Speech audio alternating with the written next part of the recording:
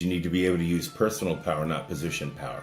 Position power is, I did the acquisition, I'm the executive vice president, you're going to do it my way, because if you don't, I'm going to do this to you. Welcome to Top Rated Gym Podcast. Today we are joined by the true veteran in the fitness industry, Scott Corless, with over 40 years of experience. From his humble beginning, literally at the janitor, of the leading at the charge of the scaling multi-location operations. Scott insights are invaluable. Whether you're tracking to find hidden problems that can derail gym growth or discovering the key performance indicators that makes or breaks your business, Scott brings a wealth of knowledge that will help you navigate the challenges of scaling your fitness brands. Let's dive into his journey and the powerful lessons he learned along the way. Scott, welcome to the show. Thank you. Thank you for having me. What do we want to know, Scott, is, you see, you have unique perspective, understanding really decades of the industry. You've scaled businesses from ground up, including Corless Gym, from 83 to 149 locations in just 21 months. I think we're talking here about record numbers. Can you walk us through? What's the secret of such rapid growth? I think it's similar to the axiom that the secret to overnight success is about 10 years. Well, that's very similar in any industry. I think we forget that this is actually a fairly new industry. It didn't even come around as a commodity, certainly until one could argue the late 60s or 70s, right? And if you think of the other industries, from transportation to media, they're well in excess of 100, 150 years old. And we've got, 60, maybe 50 or so. So I think the challenge is that there's a limited amount of resources there for somebody who wants to get in the industry to really pick up firsthand knowledge, or even secondhand knowledge. There are not as many tried and true methods that are known, I think, to people coming in, which is what we'll certainly be endeavoring to provide any new franchises with in moving forward in my company. Is that when you come in, it isn't the same as the metrics for every other industry. You may have been in two different industries, where you're thinking, okay, I got my rent per square foot and CAM, and I can afford this, and that's great. I need my loan amount to be a certain bit. I can service this much debt. I can either leverage my equipment purchases or lease it. They come in with all of that accounting knowledge, which is great.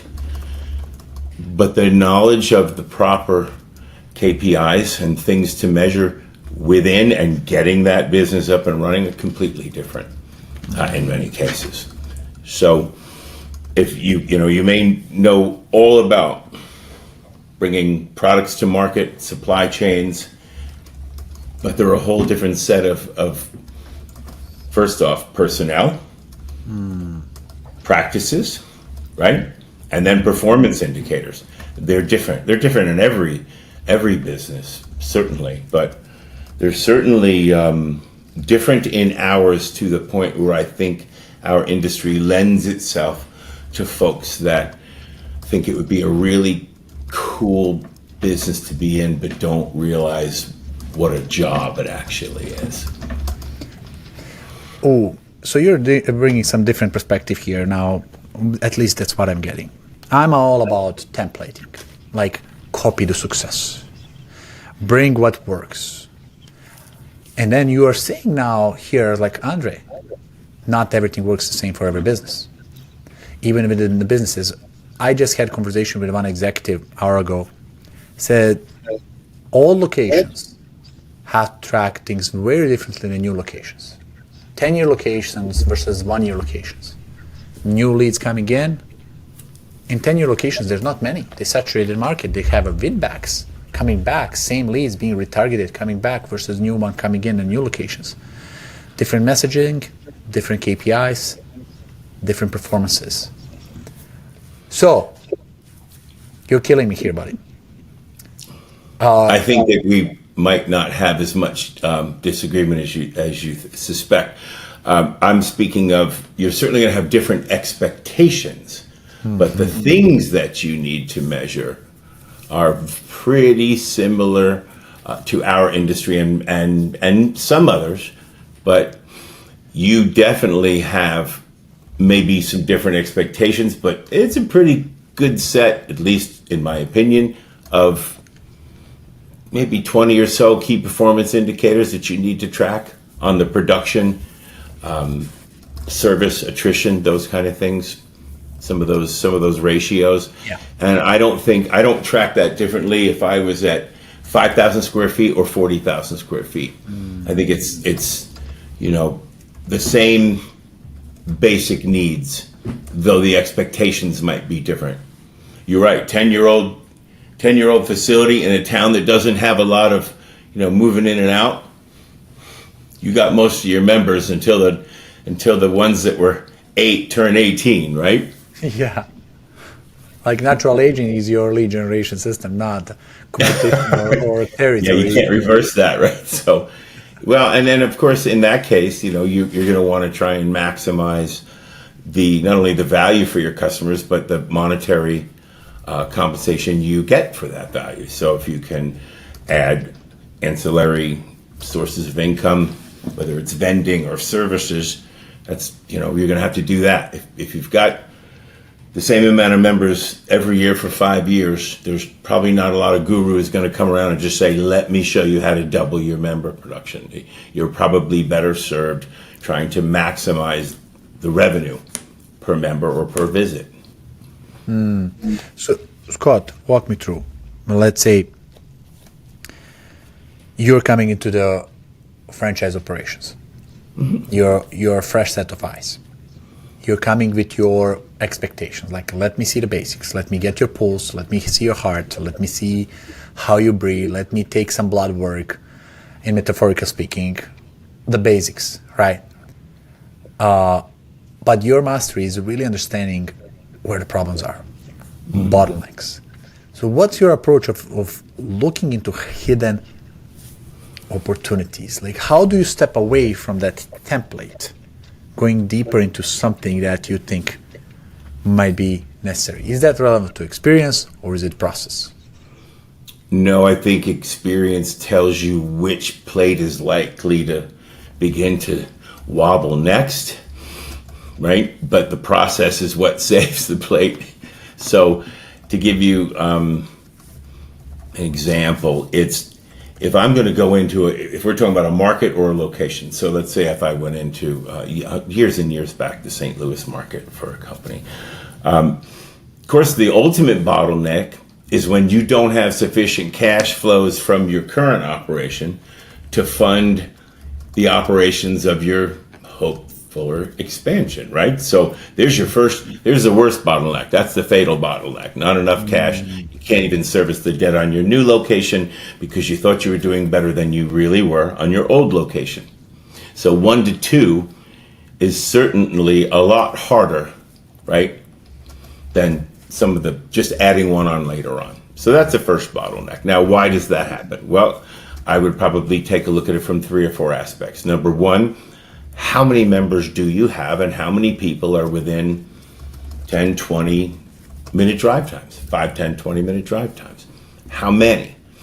If you've got 3,000 members, only 10,000 people live in that area, you're maximizing and you're not making money, then that might be all she wrote.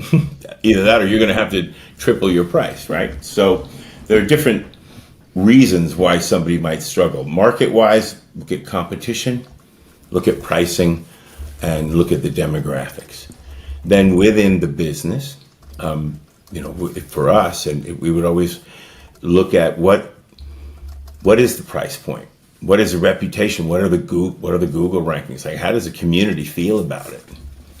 Because that's going to let you know what your potential market share is. If you have you got a 1.5 in your Google, I know you're buying somebody out, but you got a long way to go to drag that thing through the sand, right? So that's important as well. What is the staff? Let me make sure I put this the right way so I don't look flippant.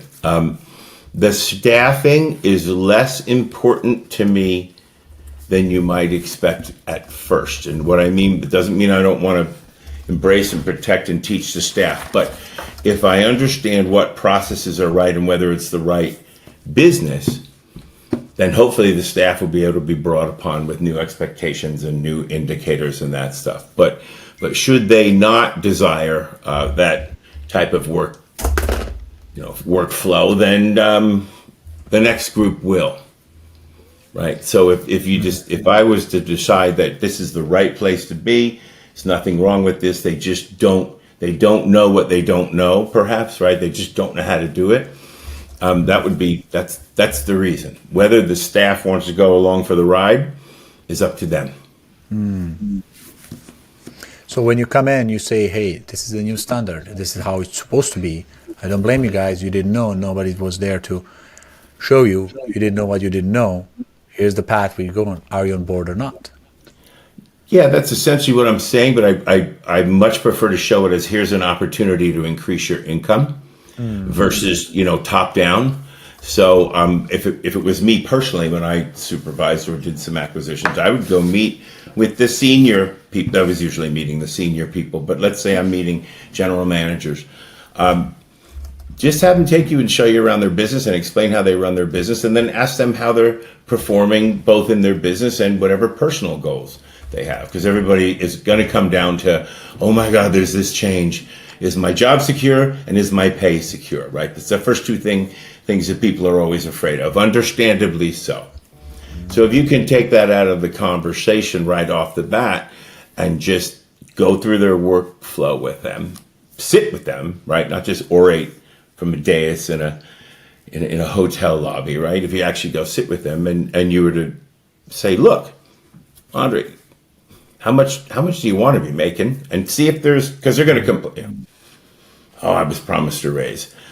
If you could just show them how doing things in the manner that you've been implementing them everywhere else is going to make them more money, you're halfway there. Not a whole way there because they don't trust you yet anyway. But coming at it like, hey, you guys are so lucky we're here. You just didn't know this, but we're going to teach you. That might have flown in the 50s. It's not flying right now. You'd be better off coming in and explaining how they're going to help more people in the community and make more money while they're doing it, and kind of get that. To me, at least, that has been far more successful. I want to comment on that one. So it's not about me telling you what to do, and you have to do it because it's the process. It's aligning mine and your goals to say, you succeed, I succeed, we both share success. If we grow, you grow, this is your future. Because I remember people are saying there's two reasons. There's number one reason why people look for a job is security of income. Like everybody has mortgage to pay. You got it. Two reasons why people leave the job. It's either number one, you stop growing, you hit a ceiling, right? There's nothing more. Or they disagreement with the manager and politics or culture, right? But giving them opportunity, it means me pushing harder. I'm not pushing harder for you, I'm pushing harder for me as well, for my family, my personal goals. So that keyword that you added, like what's your business goal, what's your personal goal, have to be aligned with what we are doing here. I love that. I agree. You need to do two things. You need to be able to use personal power, not position power. Position power is, I did the acquisition. I'm the executive vice president. You're going to do it my way because if you don't, I'm going to do this to you. That's position power, right? And that's just all over the place anymore, right? And it's almost looked at as a badge of honor to be able to just talk down to somebody in many circles, certainly. But personal power comes from when that person actually knows that you care about whether they're successful, or maybe you helped them because they brought some matter to you that could have even been outside work within reason, and you gave advice on anything from family budgeting to God knows what, to credit card debt. If that person has been able to see that you gave them information that either A, made their life better with respect to income, or B, made their life less chaotic with respect to leadership and management, you now have a grounds to call up and say, you know what, Andre, I got nobody. Do you think you could help me out? Saturday? And you're like, absolutely. Rather than, well, I had plans and then you didn't. If, position power is only effective if I can get to you and give you the consequences within, like a few hours. Other than that, once you're managing people outside your city, you have no idea whether I came to work or not. And so they have to want to do the job and want to succeed. And they just don't for autocratic top-down style management. And I learned that, unfortunately, too bloody late in life. I should have learned it in my late 20s.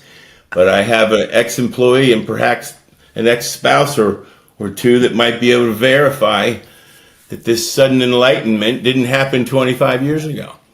Yeah, there's so much dictatorship that can work and it doesn't work far. I like the book that talks about that in details, 5 Levels of Leadership by John Maxwell. And it really spits out exactly what you're saying. There's people with a title that I have to listen to the title because it's title. And there's real leaders that goes by earning, by being there for you, by showing you by example, leading by example, who earn the title, not given the title. Leaders that are being chosen by the people because you're great and you're going to show me, teach me, and be there for me. It's much more different. It's different culture. Right. And a lot more collaborative, don't you think? When they showed up in a moment of problems. Like you said, somebody's out. Hey, not my job to do this. You figure it out, badass. Versus, listen, I'm out. I already find replacement. This guy's could call me up. I'm just letting you know I'm out, but I take care of you. You're good. Yeah. Right. Who do you think is going to work harder? The ones that are doing it because they're being overseen, or the ones who are just trying to impress you because you did something for them, or they just believed in the culture of whatever you're creating? And you're still going to, I've made some tremendous mistakes, just got that one wrong. I mean, it's going to happen, right? But if you look at your hiring as a bit of an obligation, what I mean by that is if I hire Andre to work as a general manager at one of our locations, but maybe I didn't fully vet him, or maybe we lost a manager, so we're like, just get that guy in here. I haven't had a chance to, right? Well, in that case, and in many cases, if the employee doesn't work out, it really, the onus can't be taken off me. In other words, I either hired the wrong employee or didn't train the right one. But otherwise, why is he gone? Now, can people fool you or get better opportunities? Sure. But if in our industry, it has been my experience, certainly coming up, that the average cycle for employees is simple. Application, interview, a week where nobody calls them at all, panic phone call, can you start tomorrow? You get your shirt a week later, not at work at any time, not certainly. I'm just saying other places I've been. You get your shirt a week later, and then first time, and they give you one shirt, and then the second week is dirty, so you try and get away with a t-shirt, and you get written up, all within 2 weeks of signing your W-4. I mean, it's just been uncanny that I've seen the reactive process of, my God, I have so many fires I'm trying to burn, and instead of shutting them down, you're creating more. Oh, for sure. But it's not, it's not just our industry, but I've just been seeing this forever. And of course, it can happen to any of us, but we certainly endeavor to be very different at any company that I've ever had the pleasure of serving. Wow, this is definitely a demonstration, not only in the gym industry, in many other industries. Like, okay, and then you're not trained, you go in, you're thrown in a fire, you're making so many mistakes, customers are feeling it, you're burning down experiences until you figure it out. It's like, and then you're carrying so many scars along the way. Like, what is going on? Real scars, actually, yeah, sure. It's like, okay, that definitely is a problem, but it's a bigger problem that keeps happening all the time, right? It's happened since I was hired in 1982. That's what happened to me. That's how I know this so well, right? So yeah, there's no training. Yeah. And there are one of the biggest reasons is people don't document mistakes and they don't put it in writing learnings. It's okay to make mistakes if you learn something from it and you change after that. But if you keep on doing it and then you're asking yourself, why the heck, where are the good people? Why can't I hire somebody good? What's going on? Look back in the mirror and says, okay, what the heck I'm doing differently? You know, I actually have a thought on that if you allow me to dig in for a second. You talk about, how you really don't think about was your coming up in life, whether it was athletics or not. For me, it was athletics, but was your easiest coach your best coach? Nah, not usually, right? Usually your toughest coach ended up being your favorite coach and your best coach because they got the most out of you, right?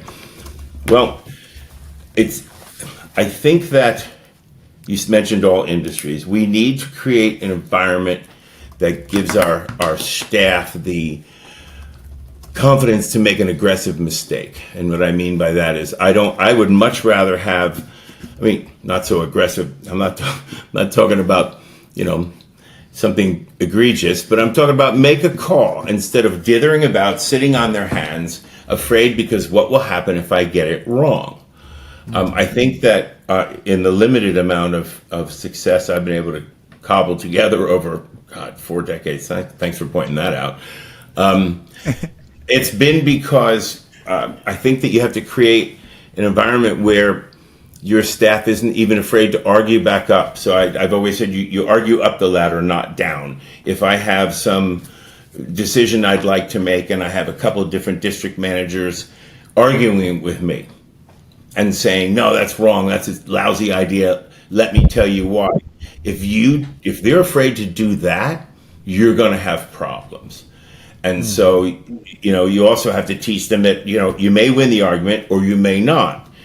In exchange from you getting to vociferously defend whatever idea you have that I don't like or trash my idea, the trade-off of giving you that freedom is that whichever way we go, when it goes down to the troops, you got to act like you were on board with it too. The same as I do with my superiors. You can't go, well, I don't want to do this, but Andre's making us do it. No. Disagree but commit. Right. And the great thing is if you try and implement it the way I asked, one of two things will happen. It'll either work and you'll learn something, or it won't work and you'll be able to go, I told you my way was better, and now you got an out. But if you do a half-assed job at what I taught you, then you don't get to blame me, right? Mm-hmm. So you might as well try it and you might learn something. That was the first thing. And the second is, they got to be able to make a mistake and not be penalized. Like you said, not again and again and again.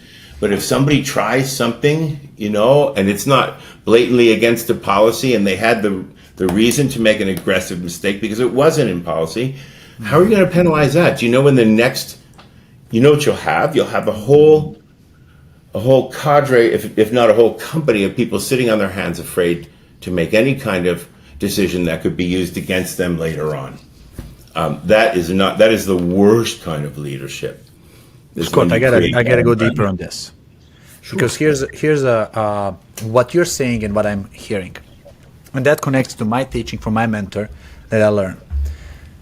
There's two kinds of people. There's owners and there's operators. Most owners think they're owners, no, they're operators. They are buried in the business. They can't go on vacation without thinking, disconnecting. And if they travel even for the conference, they're stressed what's going on backwards. There's always fires to kill. Now, I learned from Dan Martell, two kind of leaderships, transactional and transformational. What you're talking about is something he called transformational leadership. Transactional is, I give you tasks, you do it my way, you report to me, and I check it out, I tell you it's not good, you go back again and do it, you report, and it's back and forth. I didn't save much time. You're not making progress. It's almost like me and you are playing chess. You're playing against the opponent without telling you how to move every part. Yeah. If you fail, you feel miserable. If you succeed, it's not even your success because it's your boss. I like that because it's very similar. Owners, operators, or transactional, transformative is not that. It's really not that much different than position or personal power, right? Position is you do it, I'm your boss. Transactional is maybe even better because it could be two equals, but we're only doing it for what you pay me. I don't believe in your cause. And I'll do what I pay think for, and not more, not less. And then No, and what I learned about go ahead, please. what I learned about transformational is like, okay, we're playing the chess. Here's the rules of the game. You got to knock off the king. Go play, learn, and then put a scorecard in place. Keep me up on the progress, so I can check not the tasks execution, but progress. How well are you doing, and can I do course correction / coaching along the way? Not telling you what to do. They'll do 80% good job as you will do it yourself, but it's 100% freaking awesome because it's 100% of your time sold and encourage mistakes. They will make it. They'll learn from it. And then you got to hire the kind of people where that feedback is not, earth shaking to them. So like somebody who's been told no before, I actually do a lot better than I should considering this face in this industry, meaning that, I got in this industry at 18 years old. And was it 19? 18 or 19 years old. And yeah, I know, right? That was the Arnold Luferigno area. I was in California. In any event, I think that the trust there's such a breakdown in trust of any kind of credentialism or authoritarianism, meaning, people aren't trusting their teachers, they're not trusting their media. There's nobody trusting anybody. And certainly there's a generational divide between the people who come into our industry and some of us that are with the large groups, right? And either own or, right. And I think that you avoid that subject at your peril. And knowing what makes people tick. I'm not talking about being soft by no means. I don't think you'd be able to dig up anybody that's worked for me that would have said I had a lot of soft skills. But you do have to know when you're hiring somebody what it is, what are their goals, not just your goal. Like, I need this guy from 8 to 4. Hire Andre. He looks okay. He's okay. That guy, put him in. Come on. How much does that happen? If I know what you want to accomplish, whether it's just doing a good job over the summer before you go back, to University of Tennessee, or whether it's something you might look at having a career in. Do you think I certainly didn't have any aspirations when I walked in 1980 to apply for a job as a janitor in a gym that I would end up sitting here talking to you today 40 years later. You just don't know where it's going to come from. I happen to get bit by the industry bug. You don't know where the next person is. So hire better. But it's also showing your discipline to the cause, discipline to your own identity. Because you know that today people change 39 jobs. They change totally 3 careers. Like 3 different identities, careers, non-relevant to each other. They go from e-commerce to servicing to nursing, like boom. That's why it's so rare to find somebody who understand history, understand the presence, have a good feeling what's coming, and roll. And it's not an easy. That's why I'm so happy to talk to you. And I have some burning questions I want to ask you. Number 1, I am a gym owner. And number 2, I'm a franchisor and I need to hire people. What should we avoid, and where are the best talents coming from? We can go from hiring friends. Is it good or bad?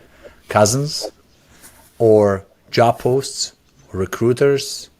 Like, what would you do now if you're hiring critical roles?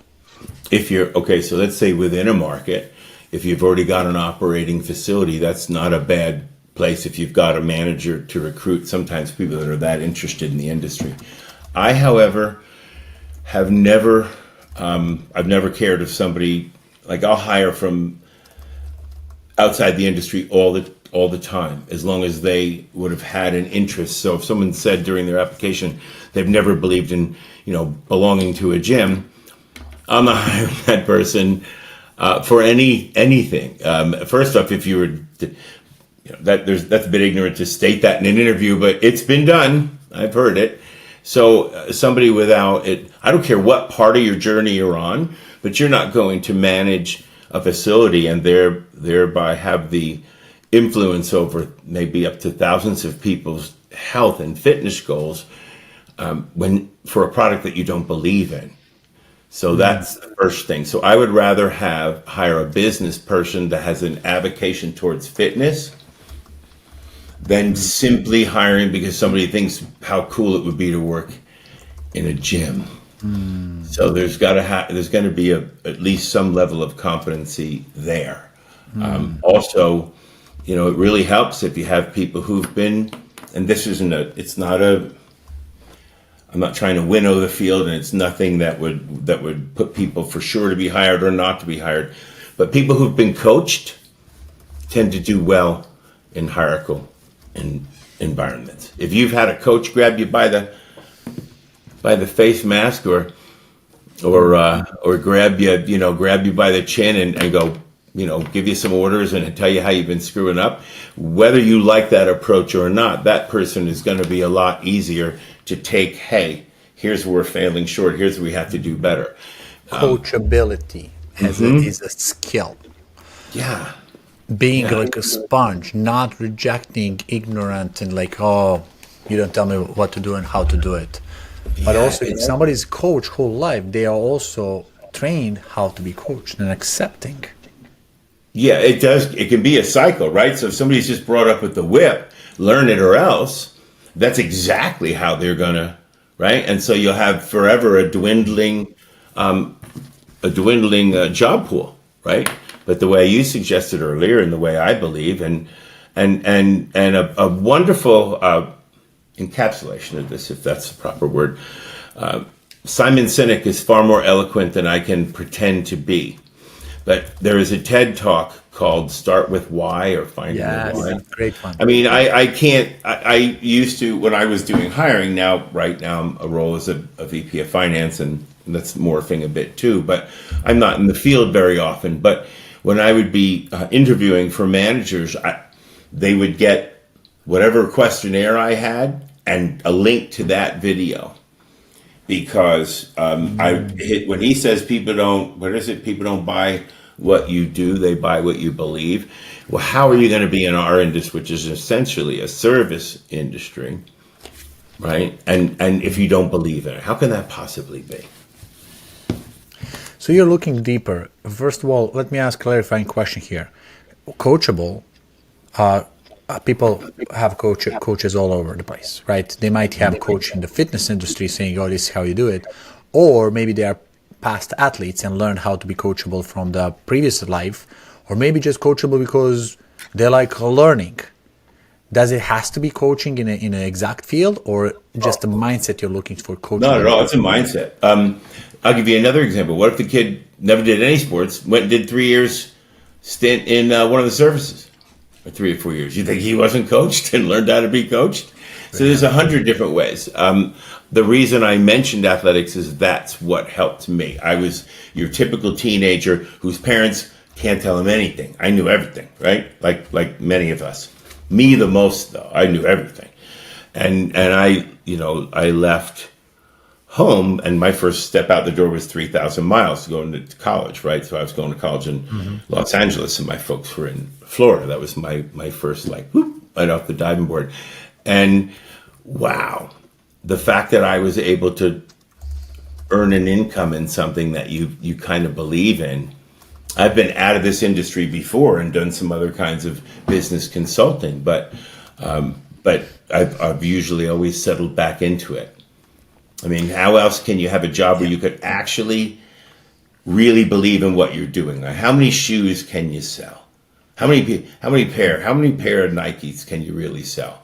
But how many people, at the end of the month have a shot at avoiding some of the chronic disease that just is decimating the lifespan of the people in this country? And you have a shot to poke a hole in some of that, and that doesn't. You're not excited about that, then, right? So that's the first thing, and the second is you've probably been coached, because if you're a business person that believes in this, then you've probably already been coached. And I don't care if it was your band coach. I absolutely don't care. Discipline is what I'm looking for. Discipline needn't be a negative word. It's necessary for growth in anything, right? So yes, I'm glad you helped me elucidate that point because I didn't want to come across like I hired these jocks with football. No doubt. And that gives you like, okay, I need somebody who's going to adapt to our culture, our processes, our way of doing it, but with the mindset and belief that he's ready to grow. Mindset and belief, I want you as a business partner, not here a dummy employee who's going to just listen blindly. I want your goal to align with my goal. I want my success to be reflected your success. I don't want to envy employees. I want people who can put their heart into it, our time into it, passion into it, but also reflects on their success, their growth, their knowledge, understanding, income, everything to be totally aligned. Yep, you nailed it there. I would say that so many owners, and this used to be an opening line to sometimes if I'd have a speech. So many owners think they're running the company. You know who's running their company while they're at Ursa at the cocktail party? The 23-year-old manager that's deciding at this very minute at 6:30 whether to try and get those last couple of appointments in and make sure that she or he hits their number, or whether they just bag it because you're out of town. Either way, that's who's running your company. You're financing your company. Yeah, that's the culture. So who do you want running it? You want running when you're not around. So who do you want running it? You want somebody running it who feels like they enjoy where they work and they're going to treat the customer as such, or somebody that go, Andre's out, man. I'm dipped. I'm right. Because I have both managed both and been both very early on in my career. So I'm not a monk. Correct. And that's what we understand people by being in the same position. Right? We all have things we like to do and we don't like to do. We have to do and we want to do. There's that the best leaders are people who feel the pain of people they lead. If you have not been there, you wouldn't understand them and you wouldn't know what turned you around and what will turn them around. Sure. And question for you. I had a client asking me this question. I'm going to ask you the same question because I want to see your take on it. Yep. Let's see where we go with this. So this is the director of the brand that has 11 locations. One of the locations struggles, and there's a general manager of that location that is not doing the job. He needs to replace it. But the question is how he does it. If he runs the ads while this guy is on the job, these guys will see. If he doesn't run the ads and try going around, like what's the best way to really fix up? He already gave up on trying to improve it because the guy. If I had that, okay, talk about it. That's a complex question. So, but I will say that the good thing about, even a dumb guy learns something in 40 years. Here's how I've handled that in the past. And if it blows up in your face, you call Andre and complain to him for having such an ignorant guest in his podcast. I'm going to guess that they're probably amongst a couple different towns. If he has another gym in that or location that's in that town, within 30 minutes, let's say, then he's going to be okay. I'd run the ad. Because if it's gotten to the point where you want Scott out of there so bad, you're going to run an ad for a stranger, who cares if he sees it? If you've got another manager within 30 minutes from it who has a decent staff, then I'm sure that manager would love the opportunity to show you that they can keep their plate spinning that's how I got my first promotion. I had to go from keeping my plate spinning while I went and helped with a pre-sale that started. And it's kind of what got me, and the mistakes I made there weren't fatal. So I learned to move to the next big thing. So if it's an isolated location, then he's going to have to probably come out, or somebody that works for him is going to have to come out and be ready to take over and do those interviews from a hotel 6 blocks away. Now there are variations. If he's in Atlanta, easy to hide, right? But if they're in Beebe, Arkansas, where I used to have a client years ago, you're not hiding there, right? So I'd need to know more, but that's what I would do. And what's really the harm? I mean, if it's gotten so bad that you're gonna post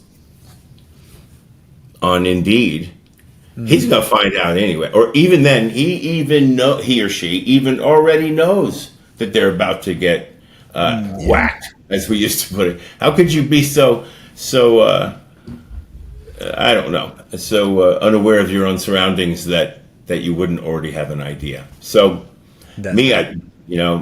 put the ad out, see what happens. That's right. And it's one of my idea was first bring it full transparent. Says okay, that's absolutely what's happening. Giving people more notice is better for them than just wiping them in a week. Like this is, I want to help you move on. This is not working for you. This is not working for me. Right? I'm looking for transition, and I want to give you as well time and myself a time. Posting the ad, and it's going to happen this way. Right? Sometimes if they're really bad people, they could mess it up. I've had incredible fun with, yes, people have done some crazy things in my, Yeah, but but if you're you're right. a location business, you can leverage your existing resources and teams that you have around. So that is the best way to do it. If you can say, look, let's just talk our way out of the situation, right, without fighting our way out of it, right? So I don't think you're happy here. That would be great. That would only happen as if you started with that trust, right? That excuse me, personal power, that transformational leadership versus transactional or position power. And I wonder if you'd have started that way, whether you'd be having the problem in the first place. But that's a bit reductive. So let's just say you do have these conversations. Be ready for them to walk out anyway. And also, I used to, if somebody gave me a couple weeks notice, I would usually, if I was well suited, I would usually just have them leave that. I'm talking about management. Have them leave that day, pay them for the 2 weeks, which you don't have to do. But that way they're not in the facility telling people why they're leaving, which can never, the members are going to assume it's something negative, right? And it might be hard for that employee not to cast a pall on the whole work environment, when in reality even if it's for a good reason, if they say, oh, I got the greatest opportunity and it pays this, and then what happens? Oh, so they don't pay well here? Just once you've decided, or they've decided to leave, I'd rather pay and some employees. Yeah, of course. I like that. When I left Gold's Gym in 2008, I gave a month's notice and they kept me up to the 30th day. So, but I wasn't going to be negative. And trust me, if my boss had a whiff of me even being, because I did have a great opportunity, if they had thought I would have gotten a little bit chippy about the company, A, I would have been marched out of there that day, and B, I wouldn't have been hired back 3 years later in a different role. So That's right. My role is never, that's what my parents taught me. When you break with somebody in a role of any relationships, never close the door with your butt. That's how they say it. It's That's like you never know when the door will need to be open again. Like never leave it on a bad terms. yeah, and you know what's funny is I wonder how many times. So I'm pretty sure I never left anywhere on bad terms, but I wouldn't be able to be the judge of that, would I? Yeah. That's the people, right? And Yeah. so now we're typically in positions that people are leaving us on either good or bad terms, right? It's a different skill set to not react when somebody rejects. I had to learn that as a manager. Somebody just quit, and I couldn't believe they would quit such a great company, because in my own egocentric way of looking at it, it was a company I was building, and it was a rejection of what I was trying to accomplish. It's stupid, but it's not. I was my general manager at 21. I shouldn't have been running a lemonade stand at 21, but somehow I found myself a general manager. So there'll be no bragging here. There you go, Scott. This is incredible. I love where we're going with this. We could probably have another hour of conversation, but time is ticking, and I wanna ask you two quick questions, like fast response. If somebody is getting into role of fitness and in a role of leadership, what are the one or two resources you would recommend them? It can be either books or events or networkings or podcasts or something that really helped you learn. What helped me learn, Okay, how about early and later in career? So learn the metrics of the industry, of business, not just this industry. You have to have if you want to get in on a management and leadership, you're going to have to understand what a profit and loss statement is and what things contribute towards, making it better or unfortunately making it worse. So some essential business training in anything from QuickBooks and Excel. I know this sounds boring, but just want to talk about lifting weights.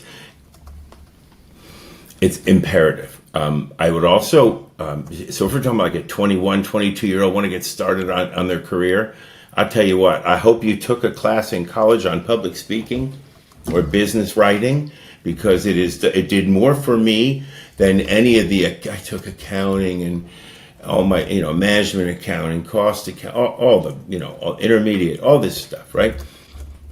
And some finance stuff and some marketing stuff. Guess what? Not all of them together haven't had the impact on my career that 2 public speaking classes and 2 business writing classes had. To be able to communicate in what tends to be just a chasm of gym voices, bro. If you can communicate in a business manner, you're going to need that later on for securing financing and things like that. So that would be another hugely important thing. And then lastly, I love it. Yeah, if you have a company that you respect, or you see somebody in management in this business or other that you admire.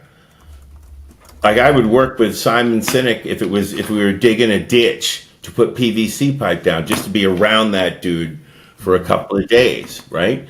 So if you have an opportunity to learn firsthand from somebody who you admire and who is successful, it needn't be in our industry yet. Spend a year as an intern learning that, and learning how everything from conflict resolution to the proper tone of an email, trying to get, cooperation. Once you learn all that stuff, then pick your industry. But those are the building blocks, in my opinion. Whoa, understand businesses, because we live in a capitalism world where business is everything.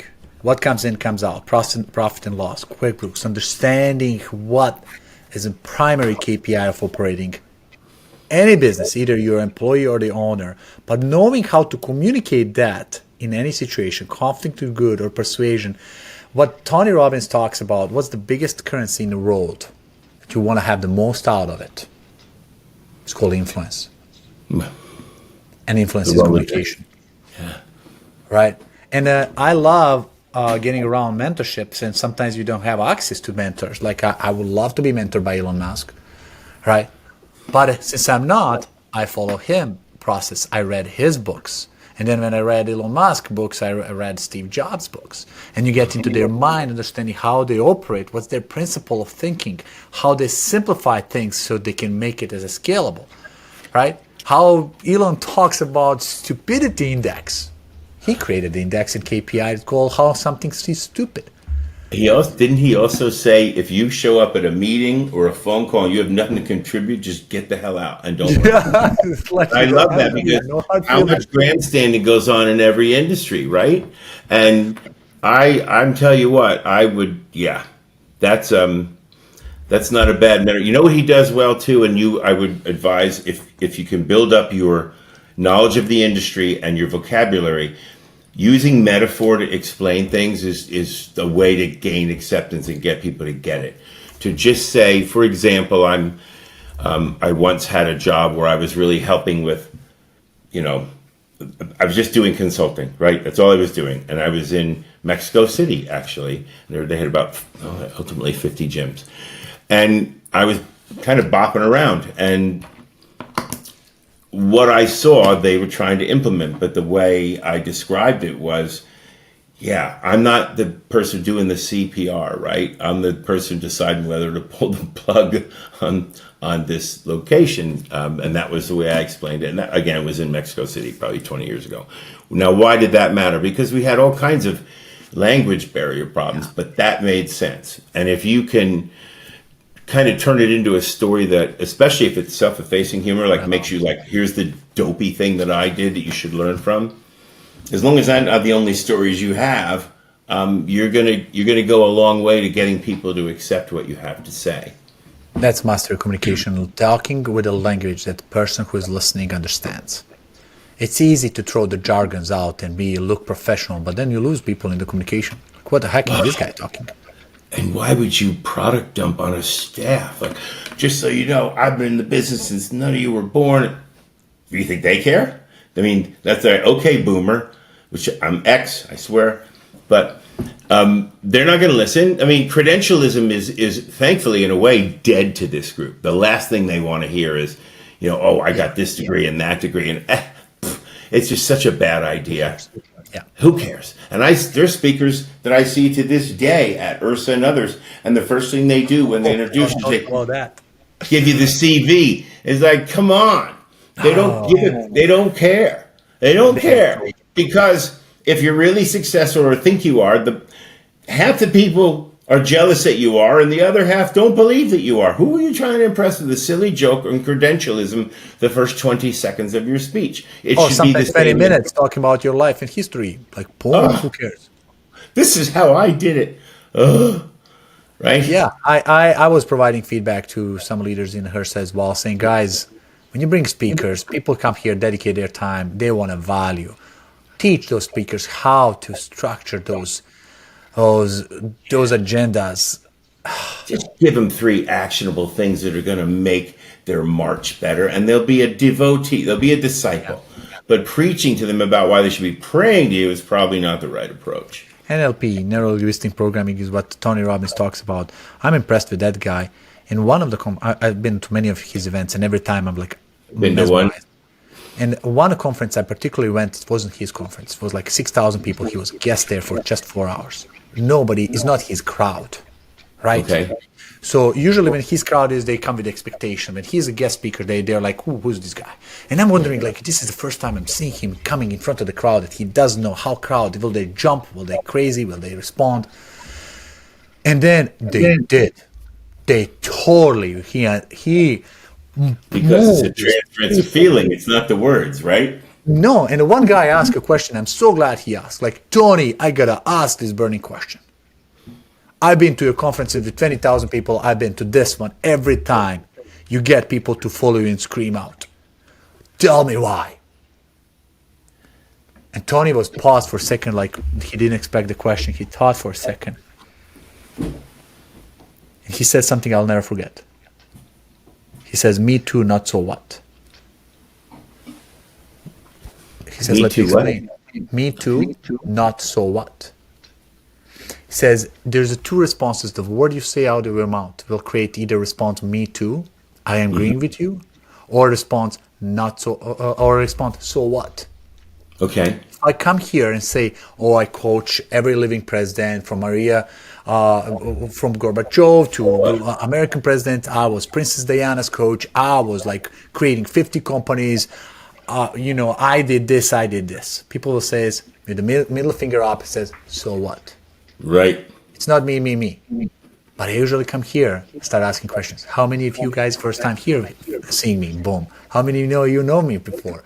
How many know you guys talking about, look at this big dude and his big teeth, right? How many of you are brought here that you didn't want to come? He started asking questions until he sees everybody saying, me too. At least at one point or another, they said, me too, right? Yeah. At one point they got agree. And he talks about problems that people are connecting with. It's a master of conversation, and there's no stage that he didn't dominate it, no matter how cold it. And he goes into people and they don't like him, and then he turned them in 10 minutes in a lovable audience. I saw him in 2005 in Michigan. I think it was Michigan. Anyway, yeah. I didn't get burned. I made it across. He had a. I don't know if they even still do that anymore. It was quite a 2.5 days. Yeah, no, it's 3.5 days, 4 days. And even if you disagree with him, whatever you're disagreeing or agreeing with, it's going to be wholeheartedly. There's not a lot of middle ground, right? And he making you question everything. Like, woo, I don't want to agree. And I don't know that he can have a more directly inverse approach to John Maxwell. How the fact you reconcile those 2 guys? Talk about a spectrum, huh? Yeah. Maxwell might be one of the more soft-spoken and he's a sharp guy. I really enjoyed him. But him and Robbins are That's 180 degrees, right? Yeah. Yeah, and that's just shows that both styles can work, Yeah. right? If they are, as long as they're legitimate, as long as you have purchase, if they come off as authentic, styles work. People will go, I like Andre's style better than Scott's, but they won't be disrespectful of either of us if they find them to be what? Authentic. But And when they think don't, about what's best from you. I don't agree. I don't expect everybody agreeing with my sentence or no. yours. Maybe your process as a listener is better, by all means. But you get to tackle your mind and challenge you, thinking, "Hey, am I right or wrong?" You might be one at hire all your brothers and sisters and family. Cool. I'm not saying it's wrong, but for other people, they don't know how to behave. They don't know how to stand, and it was. yeah. And who could be so absolutely insecure as to not allow anybody to question the efficacy of what they're trying to implement. Now, not the motivation. That's not okay. I wouldn't allow somebody to be disrespectful to me as a person. Correct. But to just say, I think you're wrong, and here's why. Who would be so I don't know, weak in their convictions that they can't allow that, or that they would feel challenged by somebody disagreeing. You're not going to lead a lot of people, and you're never going to have multiple markets under your jurisdiction for long, because they'll spin right off. Yep, I agree. And then the final question for our audience is thinking about, whoa, how do we get more of Scott? Yeah. How do we find more of what he's up to, and how can we get him to help us? And Scott, I want to give you opportunity to, share some of the information, or as much as you're willing to do. How can people get in touch with you? Well, I have a job that I'm paid to do, so I'm not looking for employment. I certainly can't do anything that would take time away from my current project. However, I never refuse a conversation. If somebody has questions about, I'm not going to give out information that to a direct competitive of our brand, of course, but general questions or things that have come up here, or KPIs. I love meeting people within the industry. Like I said, I started as a janitor, so it's not like I haven't had to do every bloody job on the way up. And that's not, that's certainly not crowing, because it took me longer than perhaps some things it should have. But they can reach me through you, through the simplest way is my email address, if they want, at my work, which is scott.corless@workatanytime.com. And I think that would probably, that's probably the best. Wow, Scott, you're so generous, honestly, for your time today, for your incredible wisdom, for everything you shared, for our conversation that totally went off my agenda with a question. Are you saying we went off the rails? Because I've done that to people before, sir. I apologize. No, I'm grateful. Because the question I wanted to ask are not even close to value. We are squeezing in. Another hour. If the people don't rise up with pitchforks and torches against you, I'll do an hour with you whenever you want. This has been a lot of fun, my friend. It's oh man, the memory lane stuff we'll have to do for maybe the PG-13 rated version, but it's been a ride. Will that for special session and special access? Double secret probation session. Yes, sir. There's a lot more, guys. Listen, 40 years of experience is something you cannot explain in an hour. It's something you cannot translate. It's my joy, opportunity that I have you here, Scott, in previous calls, and I'm looking forward to our future collaboration. That's definitely something that we need more people like you in this world, and more people to hear your wisdom, your words. And one advice from this call can make an impact on somebody's life, somebody's personal life, somebody's who's starting in this career or thinking to finish it or changing things around. Well, this is your program, your world, pal. I'm just living in it. This is awesome. And for you guys who are listening, you know what to do. Click share, send this recording. Either you're listening it on a podcast channel or watching it, share it. This is how we say thank you to Scott. Let's spread the message. And subscribe so you can get tuned in on the next episodes coming up. I'll see you guys soon. Thank you, Scott, for being such an awesome guest. Thank you. If you are a gym owner looking to become a top-rated gym in your area, visit topratedgym.com and grab our free 30-day reputation boost. That's topratedgym.com. I'll add it to the show notes for you. Don't forget to share this with your friends. Stay strong, stay motivated, and keep pushing your gym to the top. Until next time, this is Andre signing off.